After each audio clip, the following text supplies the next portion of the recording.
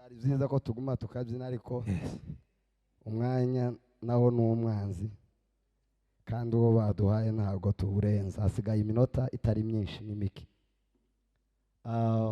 se baba korari bamwe bigeze kuririmba kera bataje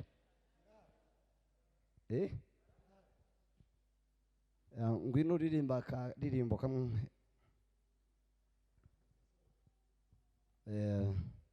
ndirimba ivuga ngo ni ukuri turakomeye kuko dufite imana iyambaye iyo mana yaravuze iti ngo bigire gute ngo amare bigira gute imiraba ngo iyije aho kubera ko ndirimba ko gusa nimumara mwicare ndumva ndatwara umwanya sigire evangeliste Ngenganyi aze kuganira baramutse umwanya muto iradusiga umwanya w'ibindi bikorwa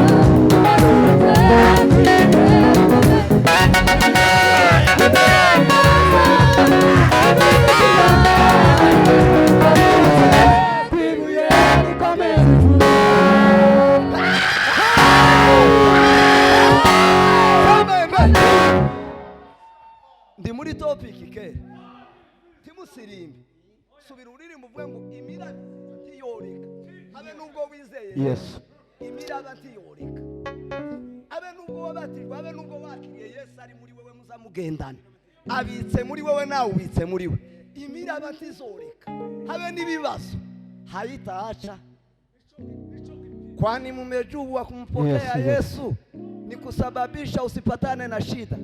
Hapana, hata kama ahubwo kwakira Yesu haza ibibazo birenze ibyo wari ufite ili zikupotoshe. Subira ubwira abakristo ngo ibibazo biraza, ibintu birasa bigirira Imana kuko nubatse wibuye rikomeze kuroka. Ibintu birasa bigirira Imana kuko nubatse ibintu birasa bigirira Imana kuko nubatse wibuye rikomeze kuroka.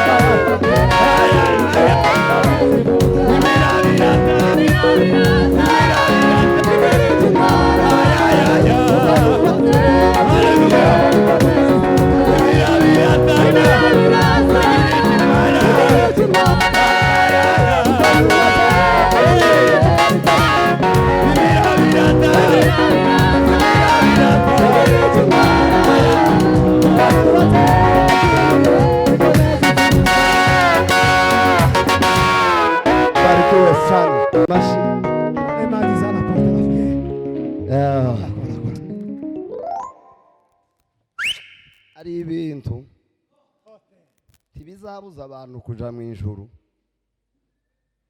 ariko kandi bigenda bigaragaza k'ubwana mu gakiza. Iyo umuntu aje mu materaniro, ni bimwe cyiza yavugaga, ukaza mu materaniro uvuye iwawe kandi ukaza udafite nka porogaramu ikujana vuba, ariko ukaza wikoza mu rusengero umwanya wanyu nimba ari uwanyu sinzi uko mbivuga, ukumva wowe ko urwawe ruhare rurangiye ugahita wigendera. Sibyo, twagiraga mwene data umwe twabanye ahantu, noneho akavuga ngo reka ngo iwe ngo ashime, ngo narangiza ngo ari amayiryamira ngo dusigare dutaramye aho amabuye gatwe babihondwa, utere haleluya ushime, numara wowe uryame tweme ibisigari turi. Iyo ushimye kandi ugatera haleluya ariko tukagumana, kubera ko ubumwe n'imbaraga, siko? Iyo umuntu aje mu materaniro, wowe urumwira waje nzambikubwira sinzi ko wabishoboye.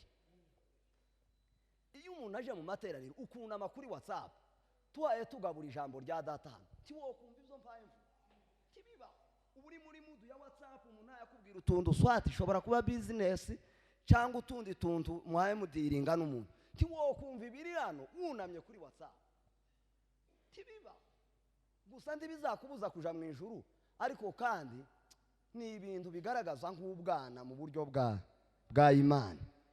Uzamubireka, telefone ni yawe, WhatsApp ni yawe, nta kibazo. Kugura amayinite ninsohoka ndaguha 10, ushiremwa akicumi karagufasha, ariko mumpu uyu mwanya mwumva ico Yesu yashatse, siko yeme? Tugize nabi kuja kuri WhatsApp mwikanisa ni nka byiza, ni byiza, ni byiza yeme? Kira uko tayari? Ngiye hano ahubwo sinzi ubayishize hano, ubutwaye iyi ngiyi hakiraga nanone iyi ngiyi ni ikanisa.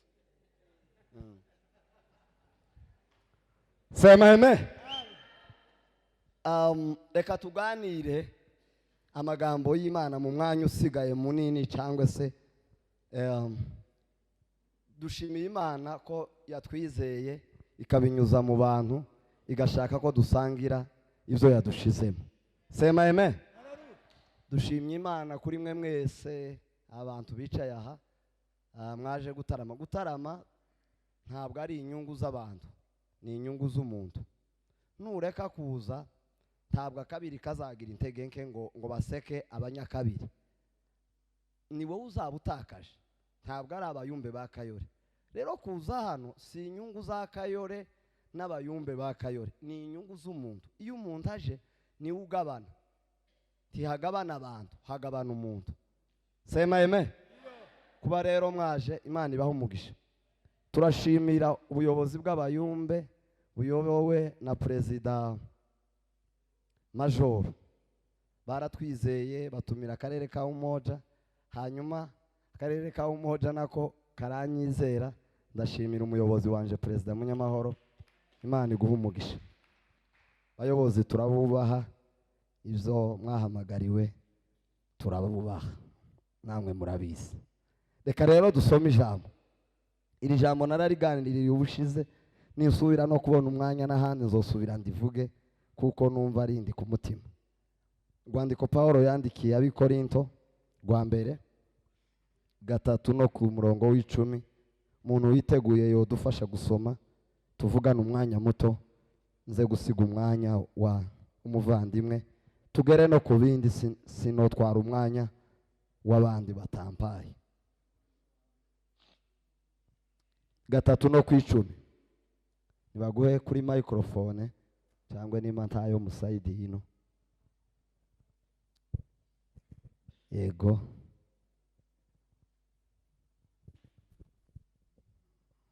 Ndasoma biri ijambo ry'Imana. Haravuga ngo kubera ubuntu Imana yangiriye, kubera ubuntu Imana yangiriye,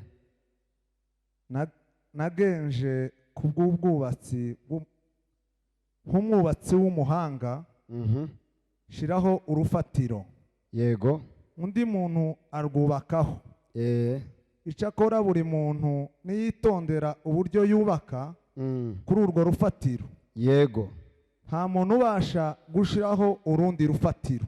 Yego. Rutare urwashizeho arirwo Yesu Kristo. Amen. Amen. Ari ufite Bibiliya yera? Nga azabi amagambo agenda bushana ukuntu kumva hari yashatse nko kuyavuga cyane. Some Bibiliya yera. Iravuga ngo nkuko ubuntu bw'Imana nahawe bungana, kuko ubuntu bw'Imana nahawe bungana, nashizeho urufatiro nk'umwubakisha mukuru w'ubwenge. Nashizeho urufatiro nk'umwubakisha mukuru w'ubwenge, apana w'igifu. Undi yubakaho, uwundi muntu ashobora kubakaho. Ariko umuntu wese yirinde uko yubaka. Ariko umuntu wese yirinde uko yubakaho. Umuntu wese yirinde uko yubaka kuri urwo rufatiro rwashizweho. Kuko nta rundi rufatiro umuntu abasha gushiraho nkeretse rwashizweho. Nta rundi rufatiro umuntu yozana ngo arushireho uretse urwashizweho, arirwo Yesu Kristo. Komeza, ariwe Yesu Kristo.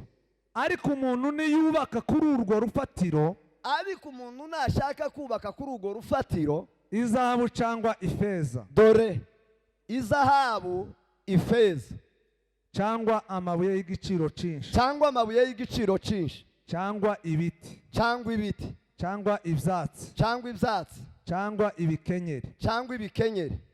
Umurimo w'umuntu wese uzerekanwa. Umurimo w'umuntu wese yubakishije kuri uru rufatiro uzerekanwa, uzagaragazwa, uzashigwa habona.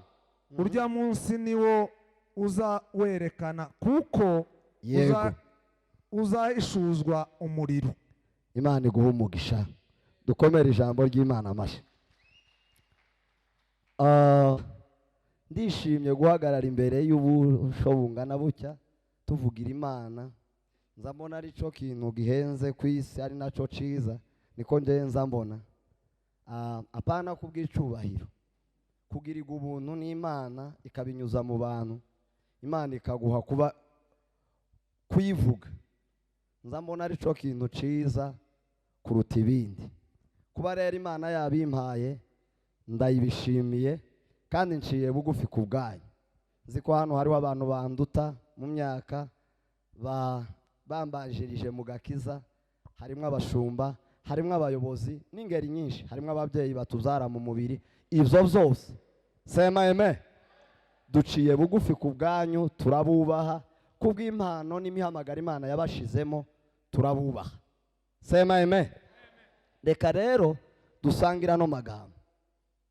Ndaganira ijambo rivuga ngo Yesu nk'urufatiro rukomeye twubakaho. Sema amen. Kandi ndaganira nitonze simbwiriza ndiyigisha iyi minota nsigaranye. Urufatiro nico gituma nashimye ko baririmba ino ndirimbo, numvise ikubiyemwe amagambo yanje yose. Urufatiro mu buzima busanzwe cyangwa mu mibereho ya minsi yose cyangwa mu mvugo yumvikana, urufatiro ni ikintu kiriho kigize ikindi kintu kugira ngo ico kintu kibeho. Bivuga ngo ico kintu kidahari ico kintu ntigishobora kubaho.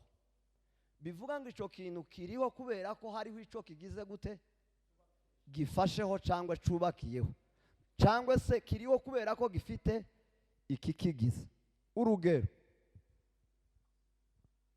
inzu, iyi nzu ni nini cyane ariko ifite ibintu byinshi biyigize, ariko muri ibyo biyigize ikintu nyamukuru gituma ino nzu iriho inahagaze inaremereye inakomeye ni urufatiro.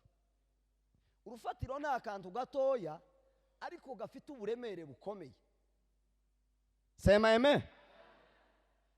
Urufatiro rushobora kuba rutagaragara, rutafite agaciro mu buryo buboneka, ariko kandi wimze cyangwa usesanguye cyangwa ukomeje gukurikirana, rurya rufatiro nigo rugize kirya kintu. Sema amen. Ni ukuvuga ngo ubwiza bw'iyi nzu n'imihagarikire y'iyi nzu cyangwa n'imibereho y'iyi nzu ntabwo igizwe n'aya makaro n'utu dututi n'aka gatapi n'aya masipika n'ibi biturisho n'aya mameza n'izi ntebe n'izi sipika n'iyi online n'iki kintu bashizeho. Ntabwo ari byo bigize ino nzu. Iyi nzu agaciro kayo ni urufatiro. Nubwo bino byose birimwo biri enkiri muri urwo rufatiro, ariko ikibanza kandi kiremereye kandi cingira mu maro ni urufatiro ino nzu igize gute ihagazeho. Sema amen. Mu buryo bw'abubatsi mu buzima busanzwe bavuga ko urufatiro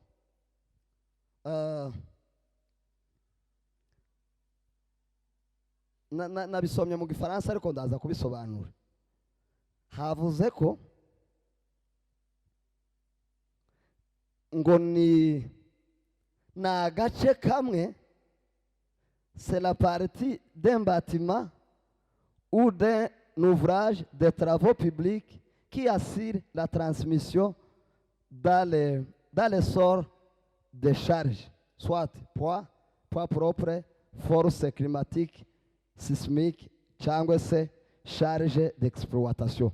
Basubiye kandi kuvuga ko urufatiro c'est la partie inférieure d'un bâtiment qui a pour but de supporter les charges et les surcharges d'un bâtiment et de la transmettre dans le bon sol.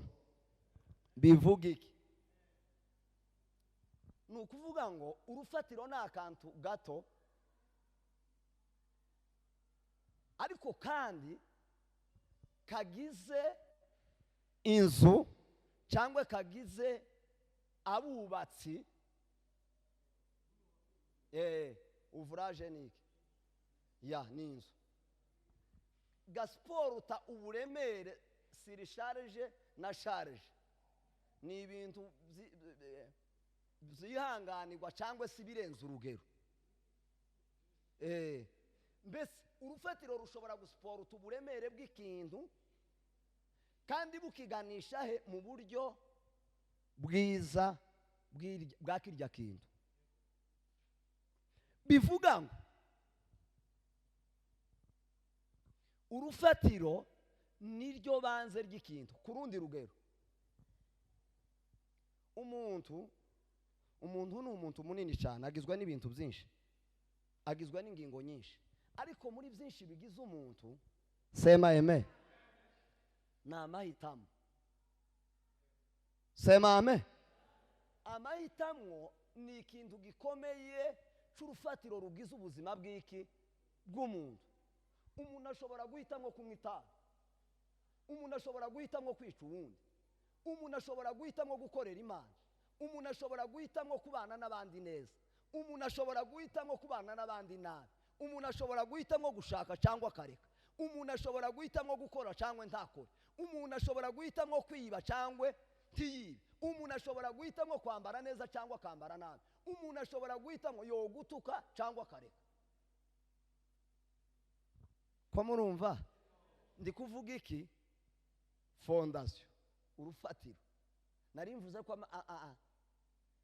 amahitamo ari igice kigize ubuzima bw'iki bw'umuntu. Buriya umuntu ashaka kubera ko yagize gute? Yahisemo. Umuntu atinda gushaka si uko Imana yavuze, hoya nuko uba ubihisemo. Uhitamo gutinda cyangwa ugahitamo gushaka vuba. Uhitamo kuba mu itorero neza cyangwa ugahitamo kuba mu matorero menshi. Ayo yose ni amahitamo. Woba mu matorero 10 wabihisemo, woba mu kiyumbe wabihisemo cyangwa ntukibemo, woteza akavuyo wabihisemo cyangwa ukareka. Ayo ni amahitamo. Amahitamo ni urufatiro rugize ubuzima bw'iki bw'umuntu. Umuntu azaba mu ikorari akarespekta amarwa ya korari kubera ko yagize gute? Yabihisemo. Ushobora kubaho mu ikorari ukababurira uburyo kubera ko wagize gute? Wabihisemo. Bibiliya yavuze ngo nashizeho urufatiro kumwubakisha ugize gute? Mukuru kandi wiki w'ubwenge, kugira ngo uwundi muntu agire gute? Yubake. Ariko ikibazo gikomeye yavuze ngo ifotire l'attention y'uburyo tugira gute? Kubaka kuri uru rufatiro. Sema amen. Ndeba amasaha yanje ko atarashira rutabara sigaye. Yego.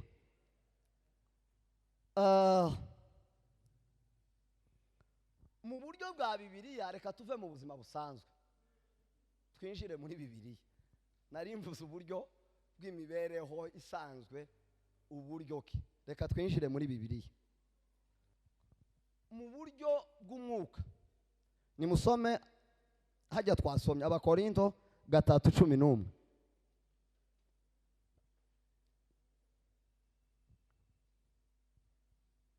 Fondema mu buryo spirituel. Bakurekere mikoro wa udufashe kuzoza usoma. Abakorinto ba mbere 3:11 ndaturebeye Yesaya 28:16 undaturebere Matayo 7:24. Fondema spirituel. Aravuga ngo kuko nta rundi rufatiro umuntu abasha gushiraho, kuko nta rundi ntibibaho, nta rundi rufatiro ushobora kuzana ngo urushireho uretse urwagize gute? keretse urwashizweho. Ese urwo rufatiro baye bavuga ni iki? Ni igiti, ni inkingi, ni ibati, ni idafari, ni amafaranga? Urufatiro bahaye bavuga ni Yesu. Ni nako havuga. Tushobora gukuraho Yesu ngo usa n'uwundi ngo numara wubake ngo ntibibaho. Ntibibaho. Ntibibaho. Nta rundi rufatiro ushobora kuzana uretse urwashizweho ngo urushireho gusa. Sema amen. Amen. Doraho bikubiye ni uburyo twubaka kuri uru rufatiro twagize gute? Twashiriwe kuko ntirwovaho. Sema amen. Haiwezi kandi ntirushobora kuvaho habe nubwo utovyumva tiwokuraho uru rufatiro rwashizweho. Matayo 7:24. Matayo 7:24.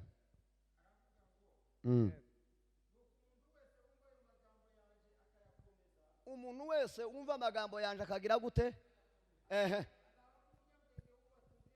Azaba nk'umunyabwenge wubatse inzu yiwe ku rutare, nyuma yabwo hagwa imvura n'imivira atemba n'umuyaga urahuha, nyuma byose ngo byikubita kuri iyo nzu yubatse hehe?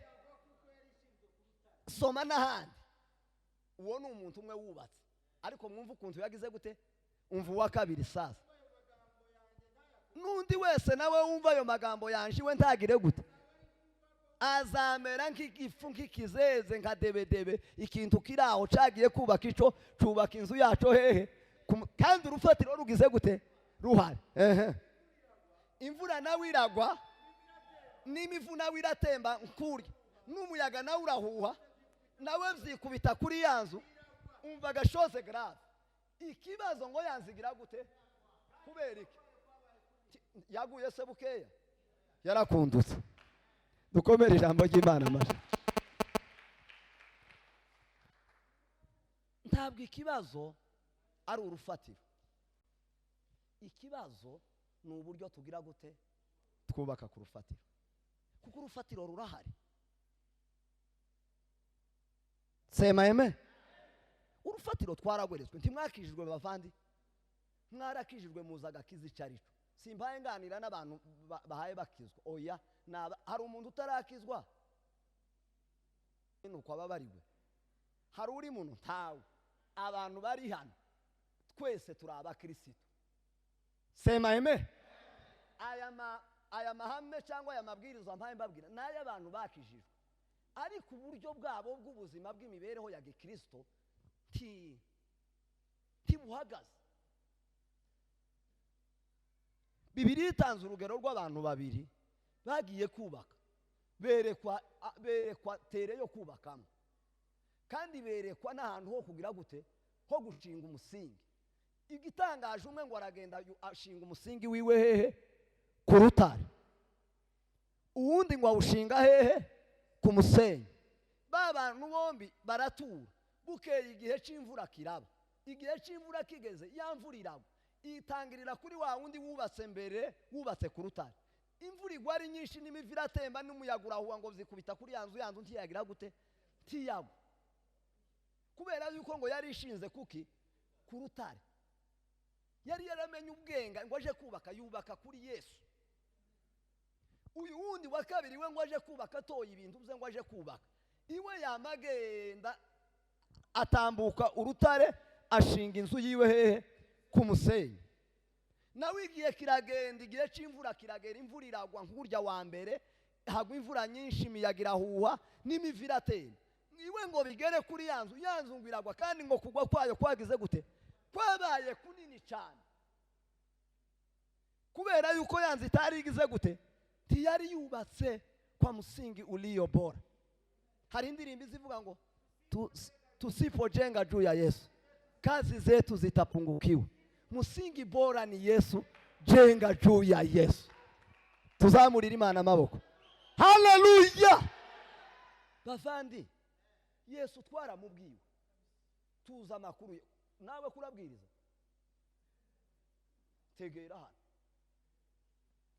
Yesu twaramubwiwe, batubwiye amakuru yiwe, batubwira ko agira neza, batubwira agakiza carico, ariko ikibazo ni uburyo ki twubaka.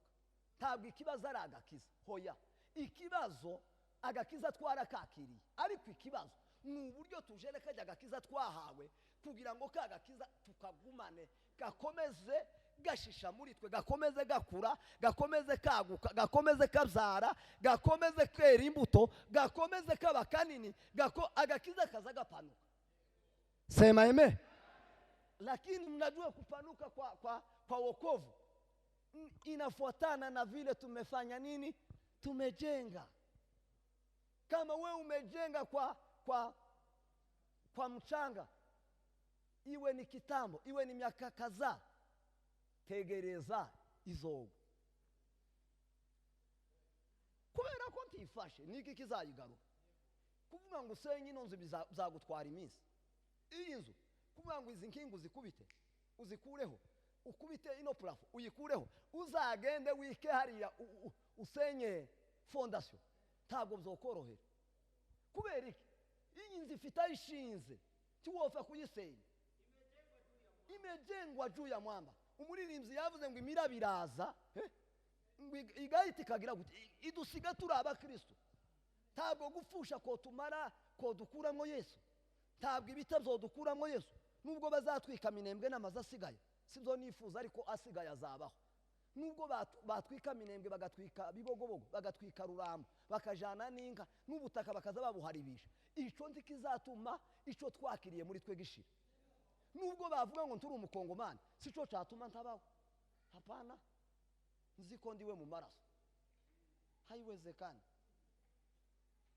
guhura n'ibibazo ntabwo bishobora kunyeganyeza ubukristo kubera yuko twubatse kuki kugira ngo usenye ni ukubanza gusenya Yesu kandi gusenya Yesu biragoye kuko jewe sindiho hariho Yesu uri muri jewe simboneka hariho rwa rufatiro rugize gute mpagazeho sema amen ubundi abakristo ntibabaho habaho uwabagize kuba abakristo kubera yuko ntabwo ari twe tubaho Paulo yavuze gute yaravuze ngo sinjewe uriho nyamara ngo ni Kristo ugize gute uriho muri jewe bivuga ngo nubwo twakiriye Yesu twebwe ntitubaho iyo umuntu amaze kwakira Yesu tabakiriho iwe arashira hakaza Yesu sema amen nubona umuntu ukarivuga nkawe si wenyine ariko iyo umuntu Yesu amurimo tabakiriho rujya rufatiro nigo rugira agaciro nigo ruvugwa nigo rukuoriente nigo sisi hatufanywe kitu kwa sababu ya uimbaji hapana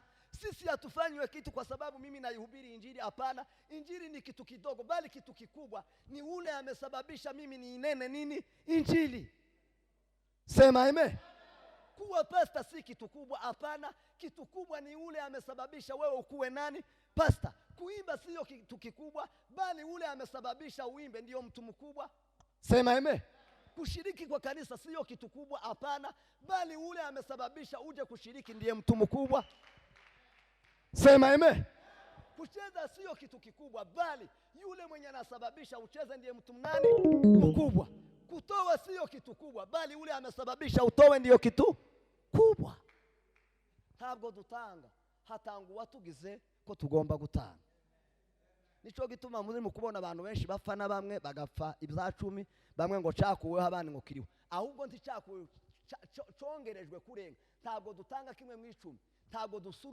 gusurutishwa no kugira gute ntabwo duhatwa ngo tanga icacumi hapana ahubwo kubera ko Yesu ari we zabihu kubwa yitanze sema amen dutanga kugira ngo dushime Yesu ariko ndidutanga kugira ngo tweneze icacumi kubera ko titwo bishobora ninde muntu uzushobora icacumi uzugitanga muri kanuni icacumi tubishoboye ahubwo dutanga ituro ryishimwe kugira ngo dushimire Yesu ico yakoze muri twe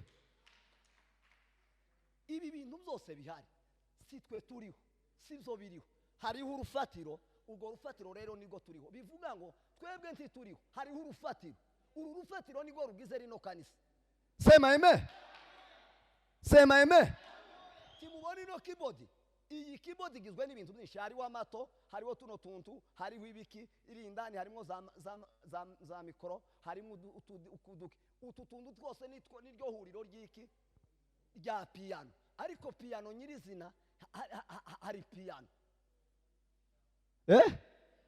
piano si ibi ngibi piano iri imbere ariko ihuriro ry'ibi bintu byose niryo rigize iki piano ubu iyi si yo piano ni imbere ni motherboard yacu ni Yesu sema amen nimba piano igizwe na motherboard natwe nk'abakristo motherboard yacu ninde ni Yesu ni utuma tuvuga ni utuma tunezewe ndashoje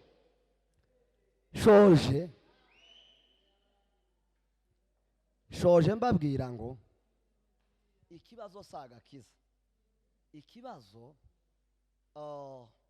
si nibindi aba bari abakorinto Paulo yaciyemwe arababwiriza Apolo nawe araza abaheza izindi nyigisho Paulo arigendera nkuko maze kubwiriza hano nkagenda Mombasa nagaruka mu bakristo banje kumufana ngasanga umuriro wabahinzemo bamwe ati tutubwire Apolo twebwe turaba Paulo abandi tireka jana Paulo iri twebwe turaba Kefa abandi tireka kura Kefa twebwe turaba Apolo no Paulo ngwaze wari warababwirije ubutumwa bwiza washika sanga abantu babaye abandi harababwira ati se badaye mu shewe nashize urufatiro nkumubakisha mukuru w'ubwenge umuntu wese ashobora kubakaho, kandi urwo rufatiro ntirwihishe, ntiruri muri filozofi, ruragaragara ni Yesu.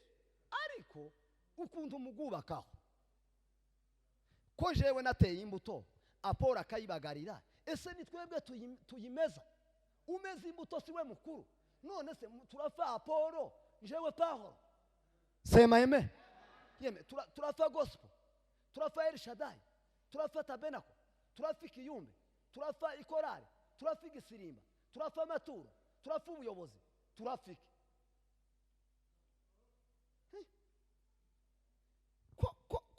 Kumubakisha mukuru kurufatiro ruhari, kandi yatweretse nibyo tugomba kubakishaho. Ikibazo dufite niki? Ibi bintu byose bijagaraye mu bantu bimeze nk'umupfuko wa busunzu uteretse ni ibiki? Ko ibintu bisobanutse biri clear, mugani w'Abongereza, ko bidahishe, ko Yesu atakira ubwiru, ko yamaze guhishuka. None ikibazo dufite niki? Bavandi, ko Yesu yamaze gushirwa ku mugaragaro, ikibazo dufite niki? Kurufatiro gwerekanywe ruhari, kandi tweretswe nico tugomba kubakishaho. Ikibazo dufite niki? Shida si makanisa mengi, hapana. Hapana. Kitu kimoja tu cha ukweli na cha maarifa na cha muhimu ni kile kimesababisha ufungue kanisa. Kwani ni ili injili ya Mwokozi izidi kupanuka katika mioyo ya watu, ama ni ili jina lako na wewe litambulike? Kwani shida ni kuitwa mjumbe ama muombaji ama muimbaji? Kwani hiyo ni shida? Kama huyu si muombaji, huyu ni yeye, kwani hiyo itasababisha yeye asifike mbinguni? Hapana. Lakini shida, sisi wote tumewekewa msingi, na msingi hiyo kuna chanzo.